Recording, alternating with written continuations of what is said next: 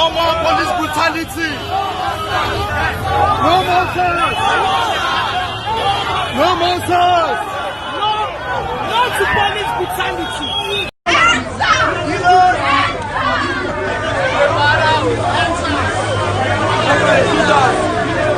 Politicians they kill us. To buy iPhone no be crime. To do dreadlock no be crime. To live life no be crime. ENDSARS.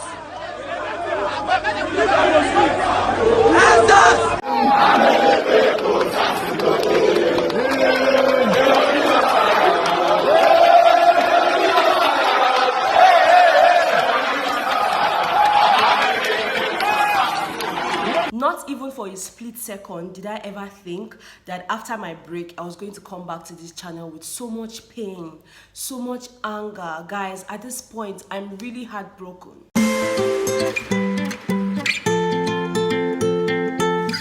Hey Bethas, what's up and welcome back to my channel. My name is Betha and I'm really glad to have you here. Please do hit the subscribe button before you leave and also give this video a very big thumbs up at the end if you enjoyed watching it.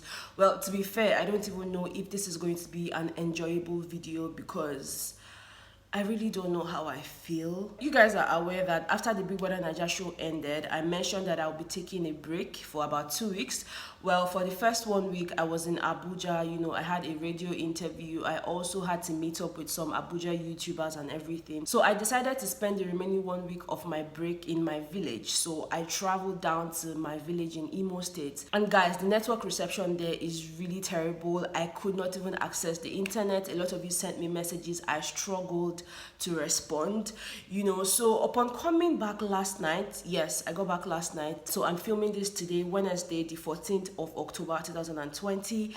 And upon coming back last night, I'm like, yo, Betha, as much as you were aware that there's been protests here and there over this whole ENDSARS thing, you did not know how serious it was. Guys, to start with, my flight was just, I would say God saved me last night because it was only God that could have done that miracle last night. I don't even know what happened, but you know, that's a story for another day. I'm fine. But upon getting to the airport and, you know, listening to people's conversations, I got scared. You know, I was like, okay, Betha, you need to now take out time, go on the internet and figure out what exactly has been going on. So I'm surfing the internet and I'm seeing a lot. So this is me coming on here to speak out because, again, for me, I feel like me having this platform is an opportunity to speak up when the need arises. And of course, I'm going to speak. I don't even know where to start from, but this whole SARS thing, you know, it has to stop. It's high time all of these things came to an end. You know, it's sad. It's sad. Why would you just harass people? Why would you just stop people by the roadside, go through their laptops, you know, take their phones, smash it because they don't want to give it to you? I mean, that's not your job. And it's heartbreaking for me because this is actually not the first time we're hearing that the SARS unit has been disbanded and all of that. Guys, this is not the first time. So it's no surprise that the Nigerian youths have decided that, look, enough is enough. And I'm joining them today, speaking up here, telling you guys, enough is enough. Okay, we've had enough of these killings. We've had enough of all this rubbish. I mean, the other day I was speaking to my friend in Asaba and we're talking about the guy that, you know, the SARS officials nabbed. You know, they just stopped him on the road and everything. And because he refused to give them his phone, they shot the guy and carried his car. Like, I don't understand. I don't understand. I don't get it. Is that your job? They actually took the car because the people from that community started chasing them, so they ran into the guy's car and zoomed off. Like, who does that? Why do you think it's okay to stop me on the roadside because I probably have dreadlocks or because I have piercings or because I have tattoos drawn on my body? You just assume that I'm a bad person. It is not okay. I mean, it's not a must that we all have to dress the conventional way or, you know, have the good boy, good girl conventional look. Just because I have all of these things on my body doesn't make me a bad person.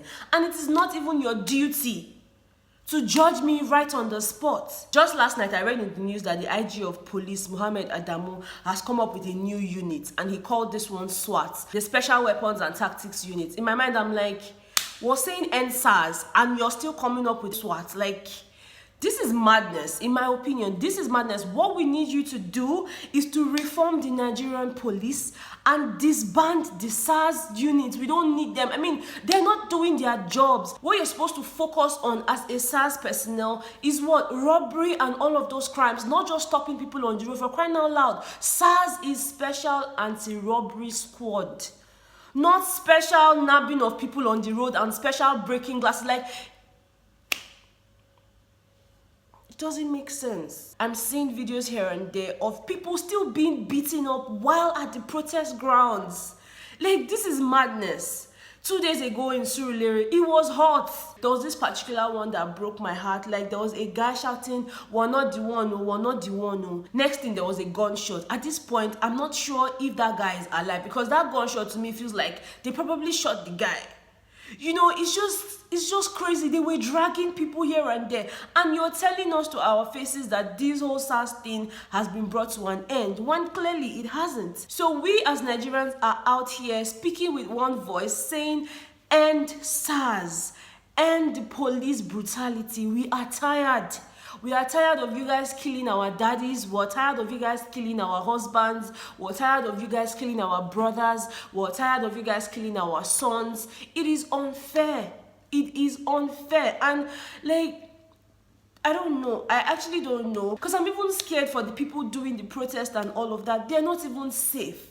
If you're saying that, oh, you're doing a peaceful protest, it just means that you need to give us a listening ear. Not like you're going to now put tear gas in the air. Not like you're going to start beating us because we're speaking up. We're not even being violent. We're just speaking up. We're just telling you that we're tired of this, and you're still hurting us. The one here in Abuja, because currently I'm here in Abuja, the one here in Abuja, as at last night, you know, it was bad. They were beating up people. Soldiers were beating up people that were having peaceful protests. For crying out loud. We have a right. It's our fundamental right to speak up when we feel like things are going south. And this is really painful because we are not even being violent about the whole thing.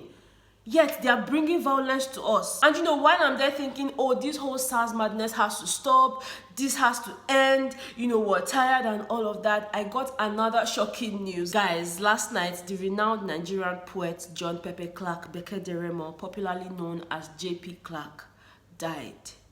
And I'm like, what is going on? JP Clark had actually been ill for a while, but he died yesterday at the age of 85. And I'm like, literature is never going to be the same again, okay? If you read literature, you will understand that JP Clark is a name that has to be mentioned. I mean, you cannot read literature without reading any of his poems, you know. And the one that got to me is the fact that Casualties seem to be like a poem that saw the future. There's a particular line in the poem that gets to me every time, and that line says, the casualties are not only those who are dead, you know. And thinking about it, what a time to die. For me, this is personal because I read English and literature from the University of Ibadan, the same course, the same school as JP Clark. And for me, it's more like he died knowing that the Nigerian youths have woken up and are ready to take the bull by the horn. We are ready to speak up, and we're definitely going to make you proud, sir. I pray that you continue to rest in peace. We're definitely going to miss you. As much as you're dead, your work is still alive. We are never, ever going to forget it. Never. You know, the same way I feel about Christopher is the same way I feel about this man. You know, these are people whose works have impacted in me so much so that I wouldn't be who I am today without going through their works, without, you know, just getting to understand what literature is about, you know, seeing life from their lenses and all of that.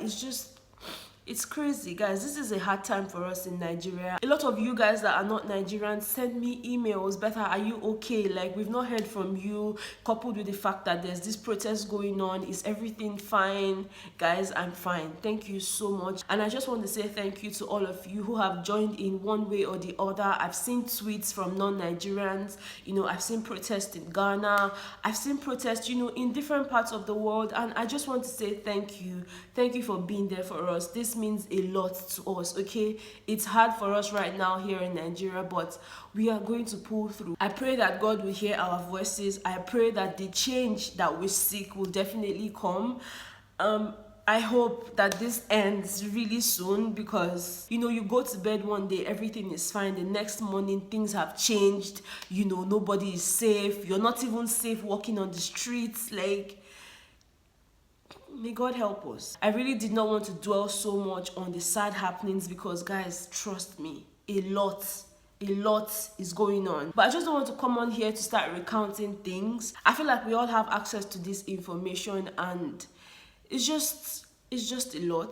It's just a lot. We're tired, okay? We don't want SARS. I'm not even sure we want these SWATs, because I don't understand what they're here for. What are they supposed to do? It's more like you taking the officials from the SARS unit and still putting them under the SWAT units and giving them new uniforms. This is just the IG of police wanting to waste money, because you've not even responded fully to what we're asking you for. We don't even trust that you will do what we want you to do. And here you are telling us that a new unit has been formed and, you know, a new uniform. Like, guys, I don't know. Thank you so much for watching this video. I would see you guys on the next one. Bye.